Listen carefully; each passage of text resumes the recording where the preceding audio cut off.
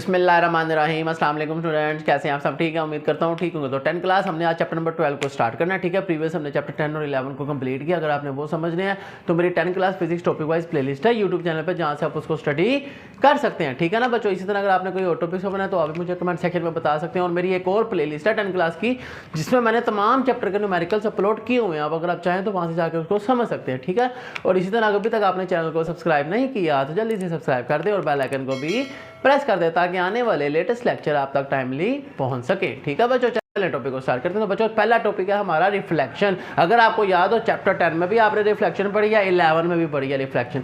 तो यहाँ पे हम पढ़ेंगे, वहाँ आपने चैप्टर 10 में वाटर वेव्स की रिफ्लेक्शन पढ़ी थी रिपल टाइम में, चैप्टर 11 में आपने साउंड की रिफ्लेक्शन पढ़ी, और यहाँ पे हमने पढ़ी नहीं है लाइट की। ठीक है बच्चों, तो सबसे पहले ना चैप्टर का नाम आपको पता हो, वो नाम है बच्चों ज्योमेट्रिकल ऑप्टिक्स। इसकी डेफिनेशन हम आगे पढ़ेंगे जाके, लेकिन आपको अभी पता होना चाहिए क्योंकि हम चैप्टर को स्टार्ट कर रहे हैं। तो बच्चों आपने ऑप्टिक्स आपने ब्रांचेस में पढ़ा था, जिसको हम लाइट भी बोलते हैं, कि study of properties of light, it's behaviour, ठीक है, it's pattern, it's working in optical instrument. के ऑप्टिकल इंस्ट्रूमेंट में लाइट किस तरह पास होती है, ठीक है, उसकी क्या प्रॉपर्टीज हैं, क्या उसकी कैरेक्टरिस्टिक्स हैं, इसको स्टडी करना था ऑप्टिक्स। अब ज्योमेट्रिकल ऑप्टिक्स, अब ज्योमेट्री का मतलब ये है कि जिन इंस्ट्रूमेंट में लाइट पास कर रही है उन इंस्ट्रूमेंट की ज्योमेट्री किस तरह की है। लाइक ग्लासेस में आपकी जो लाइट पास होती है, इमेज बनती है, वो कैसे, आपके कैमरे में कैसे इमेज बनती है, आपके स्लाइड प्रोजेक्टर में, ठीक है, डिफरेंट तरह के आपके पास बहुत सारे एग्जांपल्स हम इस चैप्टर में पढ़ेंगे सारा कुछ। ठीक है, हाँ। तो बच्चों सबसे पहले बात करते हैं रिफ्लेक्शन की। रिफ्लेक्शन की आपने ना चैप्टर 10 में भी पढ़ा था, 11 में भी। अगर आपको याद हो तो पहले आपको बच्चों इसकी एक डेफिनेशन है हमारे पास, इसी तरह इसकी एक हमारे पास डायग्राम है। तो जी, तो बच्चों इसकी डेफिनेशन है कि when a ray of light travel in a medium, कि एक रे ट्रैवल कर रही है एक मीडियम में, ठीक है, when it strikes at the wall of second medium, दूसरे मीडियम से आकर टकराएगी, क्या होगा, it bounce back into the first medium, it bounces back into the first medium. Okay बच्चों, उम्मीद है बात समझ आ गया। अब इसकी क्या मतलब है, हमने चैप्टर 10 में 11 में ये पढ़ा था। अब इसकी एक डायग्राम बनाते हैं बच्चों, तो देखते हैं जी। तो बच्चों इस तरह मैं बना लगा हूं, दो मीडियम है, ये हमारे पास है फर्स्ट मीडियम, लेट्स से ये है सेकंड मीडियम। अब यहाँ पे हमारे पर रे ट्रैवल कर रही है, ये टकराई और यहाँ से वापस चले गई। ये हमारे पास सेंटर पॉइंट आ गया नॉर्मल, इसे कहते हैं नॉर्मल। अब यहाँ पे 5 पॉइंट 7 पॉइंट है, ये मैं पता हूँ। तो बच्चों वो 7 पॉइंट्स हैं, ये एक है इंसिडेंट रे, एक है जी रिफ्लेक्टेड रे, इसी तरह बच्चों एक आ जाता है हमारे पास पॉइंट ऑफ इंसिडेंस, इस तरह आ जाता है एंगल ऑफ इंसिडेंस, और एक आ जाता है एंगल ऑफ रिफ्लेक्शन,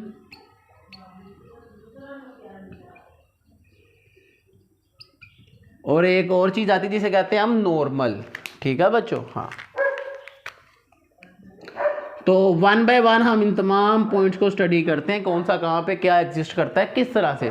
तो बच्चों इसकी एक एक्सप्लेनेशन अगर लॉन्ग में है तो आप कैसे करेंगे, तो पहले हम बताएंगे सिंपली कि इसकी एक्सप्लेनेशन किस तरह हम करेंगे।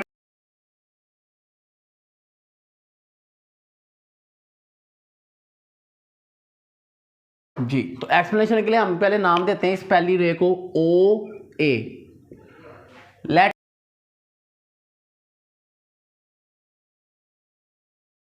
Let us consider we have a incident ray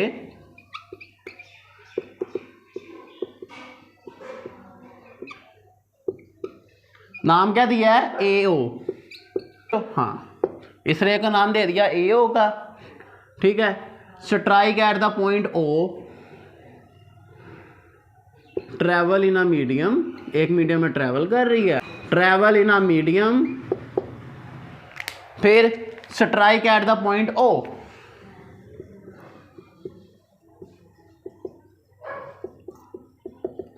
point O पे आके स्ट्राइक की और फिर वापस चली गई। इस पॉइंट को नाम दे देंगे हम रे को। जब वापस गई हमने नाम दे दिया ओ बी का, ठीक है। एंड रिटर्न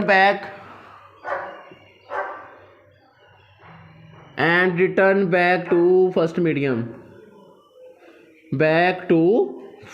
मीडियम, वापस फर्स्ट मीडियम में चली गई, ठीक हो गया। हाँ जी, और उस रे को नाम दे दिया रे ओ बी। ओके बच्चों, याद रखिएगा इस बात को। एरो का मतलब होता है रे। अब ये सारी एक्सप्लेनेशन में हम आपको कुछ बातें हैं। और ये जो सेंटर में ब्लू लाइन है ये नॉर्मल है, जिसको मैंने एन लिखा है, ठीक है। अब सुनना जरा, हम यहाँ पे बताएंगे incident ray A O making angle of incidence with normal, कि O A ray makes angle of incidence with normal. Similarly, so ray OB make angle of refraction with normal. Okay. Similarly, OB ray makes angle of refraction with normal. Okay बच्चों, उम्मीद है बात समझ आ गई होगी। अब यहाँ पर जिस पॉइंट पे आके फॉल किया वो पॉइंट क्या कहलाएगा? O point of incidence. ये इंसिडेंट रे, ये रिफ्लेक्टेड रे, ये नॉर्मल, ये एंगल ऑफ इंसिडेंस, ये एंगल ऑफ रिफ्लेक्शन। ये सारी बातें आपको पता हो, ठीक है। शॉर्ट में आ जाए तो आपको आनी चाहिए डायग्राम के साथ। अब आगे चलते हैं बच्चों, यहाँ तक तो लॉन्ग हो गया इसका हमारा कंप्लीट। आगे आते हैं बच्चों इसके लॉज, ठीक है। याद रखिएगा, हमारे पास आते हैं जी लॉज ऑफ रिफ्लेक्शन। बच्चों इसके दो लॉज हैं, ठीक है। एक हमें ये कहता है कि ये जो एंगल ऑफ इंसिडेंस है इसको मस्ट इक्वल होना चाहिए एंगल ऑफ रिफ्लेक्शन के। ये लॉ ऑफ रिफ्लेक्शन है, चैप्टर 10 में आपने डेफिनेशन में यह बात पढ़ी थी रिफ्लेक्शन की, ठीक है। हाँ, कि वो इस तरह बैक आए कि उसका angle of incidence should be equal to angle of reflection. यहाँ पे इन्होंने ऐसे नहीं बताया, इन्होंने लॉ के अंदर बताया, ठीक है बच्चों। हाँ, उम्मीद है समझ आ गई होगी। दूसरा पॉइंट है जी जिसमें कहता है कि ये incident ray, reflected ray, point of incidence, normal, they all lies in the same plane. All lies in same plane. क्या मतलब है इसका? अब ये देखें, ये एक ही साइड पे है, एक ही है, एक ही प्लेन है। ऐसा थोड़ी ना एक एक्स में है एक वाई में चला गया, ठीक है ना। यानी कि आपने 4 क्वाड्रेंट पढ़े हैं, 1 2 3 4 सारे एक ही क्वाड्रेंट में हो तो फिर वो काम चलेगा। बात समझ आ गई? हाँ, मतलब ये देखें ना, ये क्वाड्रेंट है। अब इस हिस्से में मैंने ये सारा कुछ बनाया है, ऐसा नहीं कि आधा इधर हो आधा इधर हो, नो, ठीक है। ये मतलब है इसका। अब आगे आती हैं बच्चों रिफ्लेक्शन की टाइप्स। Types of reflection. तो बच्चों रिफ्लेक्शन की ना 2 टाइप्स हैं, ठीक है। हाँ, एक हम कहते हैं जी रेगुलर, तो एक है बच्चों इर्रेगुलर। तो इसकी क्या मिसाल है आपको मैं बताता हूँ। आप देखें ना, जब आप मिरर में देखते हैं अपनी रिफ्लेक्शन को, तो अगर मिरर साफ ना हो, स्क्रैचेस पड़े हों, ठीक है, अगर टूटा हो तो आपको अपना पूरी बॉडी उसमें सही से नज़र नहीं आएगी, ब्लर आएगी, सही से आपको रिफ्लेक्शन नज़र नहीं आएगी। तो ऐसी रिफ्लेक्शन इर्रेगुलर कहलाएगी जब आपकी सरफेस क्या होगी?